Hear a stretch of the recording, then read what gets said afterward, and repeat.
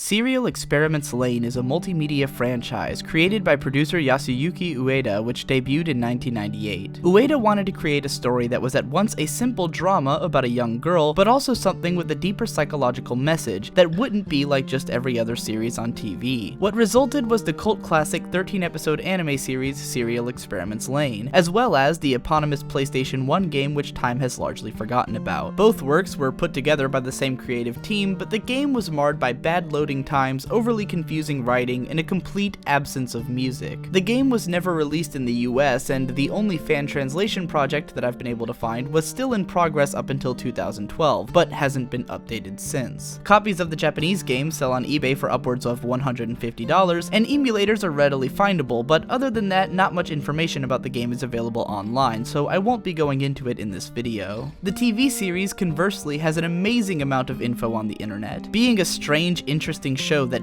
begs for analysis and discussion, has garnered an active cult following around the show that remains alive more than 15 years after its original airing. In spite of Lain's relative lack of mainstream popularity, it might be one of the most talked about anime of all time in the smaller circles of hardcore anime and cyberpunk fandoms. So what's it about? Lain is the story of a very lonely young girl whom we gradually realize is suffering from dissociative identity disorder. Lain is disconnected entirely from the world around her until the day that she gets an email from a classmate who had recently committed suicide. This begins Lain's quest to discover herself and society by exploring the Wired, a version of the internet where the lines between our reality and the electromagnetic world of technology are blurred. The series is famous for its densely thematic story, with commentary on psychology, sociology, and technology which remain almost unmatched by other anime. It is also infamous for its trippy visuals, almost obtusely difficult writing, and heavy use of symbolism and anecdotes. The collision of these elements results in one of the most dense, confusing, and interesting animated series to ever come out of Japan. Producer Yasuyuki Ueda conceptualized the series and hand-picked the team that would work on it, all while expecting the series to be an enormous risk. Yoshitoshi Abe, the character designer, was a college student posting his illustrations on the internet at the time, when Ueda found him and hired him on as his first professional project. The series writer, Chiaki J. Konaka, had been a writer for a number of anime series, as well as several Ultraman shows throughout the 90s, and was a writer on Armitage III, which came from the same production company that Ueda worked for. Plus, he was a personal favorite of Ueda's, so he was brought on board. Director Ryutaro Nakamura had worked with Konaka previously on Magic Users Club, which was the studio's previous project before Lain. Said studio, Triangle Staff, had formed in the late 80s and consisted of former Madhouse staff, who'd made their own studio geared towards original series which weren't based on manga. Serial Experiments Lain would be the spark for a number of collaborations between all of the series' major staff. Ueda and Abe would work with Triangle staff again 2 years later to produce Abe's original series Nia Under 7. 2 years after that, Ueda and Abe worked together again on yet another massive cult hit, Haibane Renmei, which Abe actually wrote entirely himself. Shortly thereafter, they both teamed up with Chiaki Konaka once more to produce the dark and impenetrable Technolize. Ueda and Konaka also worked together on the Gonzo adaptation of Hellsing, while Konaka and Nakamura teamed up once more for Ghost Hound in 2007.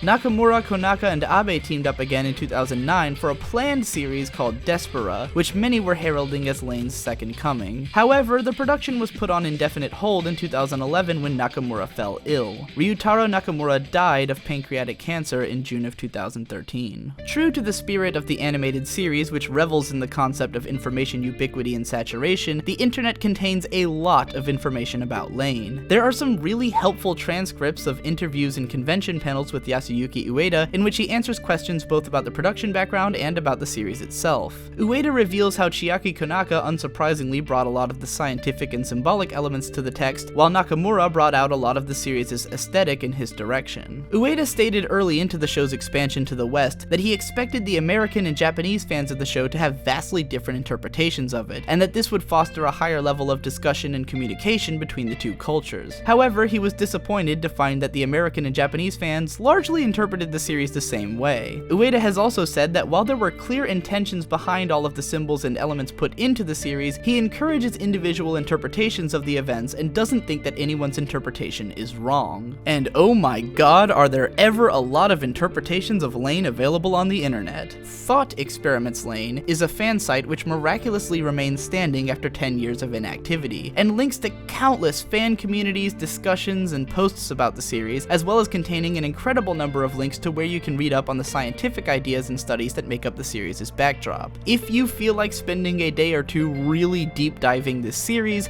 this website is the rabbit hole to go down. There have also been no shortage of academic articles published on the series from around the world, which I can't link to, but I'll cite a few of them in the description for those of you with access to those kinds of things. These days, the series itself is just as ubiquitous as its discussion. Lain was originally released in the US by Pioneer Entertainment on VHS and Laserdisc, and was later re-released on DVD. When Pioneer changed their US name to Geneon, they re-released the DVDs again as part of their anime classic series. Once Geneon went out of business in 2008, the license was picked up by Funimation, who released the series on Blu-ray and DVD collections in 2012. In fact, the first advertisement that ever appeared on one of my videos was for the Lain Blu-ray collection, which was pretty damn cool. Funimation reissued the Blu-ray and DVD collections again in 2014 as part of their classic series, and the series is also readily available for free streaming on YouTube and Hulu at the time of this writing. Lain actually had a US TV run on Tech TV in the mid-2000s, and the series was dubbed and released in French, Spanish, Italian, German, Dutch, Russian, Polish, and Portuguese, with broadcasts in countries around the world. The original run on TV Tokyo was fairly successful as well, with the series winning an Excellence Award at the Japan Media Arts Festival. Yoshitoshi Abe's art book in Omnipresence in Wired also remains in print and is actually translated into English. Besides containing a lot of Abe's gorgeous art, this book also contains Abe's own Lain fan comic, which tells a far more direct and disturbing miniature version of the story from the show and game. The art book also contains a page for each episode of the show with a lot of additional bits written by Chiaki Kanaka, which are very helpful for interpreting the episodes and which you will have seen a ton of if you've already watched my first serial experiment videos. Browsing on Amazon and eBay, you can also find tons of Lain products up for resale, from additional art books to wall scrolls, figures, lunchboxes, and other interesting products. Most of these things are out of print, but their prices aren't too outrageous, so one could probably amass a pretty sizable Lain collection if they tried. I would advise a degree of wariness in doing so, however. I picked up the Lain figure for $30 at my first Otakon in 2008. If that price sounds too good to be true, it's because the figure is a fake, and her feet don't fit into the pegs on the stand right, nor is her face painted all that well. Mine also fell off the shelf once and broke, so it's altogether in just about the worst shape of anything I own. You've probably figured out by now that I'm a pretty big, long-time fan of this series, if my episodic analysis of it didn't convince you already. Lain definitely has its fair share of minor issues, though. The show is probably more obtuse than it really needs to be at times, and once you can wrap your head around the broader concepts that the series is presenting, you'll realize that it's a lot more straightforward than it first appears. While the art style is gorgeous, the show is obviously low budget, and with the exception of 2 or 3 really well put together episodes, a lot of the series is kind of ugly. Both the Japanese and English dubs leave a lot to be desired, though it's hard to blame the actors when the dialogue itself is so disjointed. That said, the multimedia aesthetic is so unique and cool that it easily makes up for these problems, and taking any points away from such a dense and fascinating series such as this for minor reasons like that would be a crime. There are very, very few anime that take on the subject matter and thematic elements that Lain does, and even fewer that resonate so strongly and capture such a specific atmosphere. Lain is more than deserving of its cult status, and highly recommended for anyone who can appreciate a challenging and enduring experience from anime.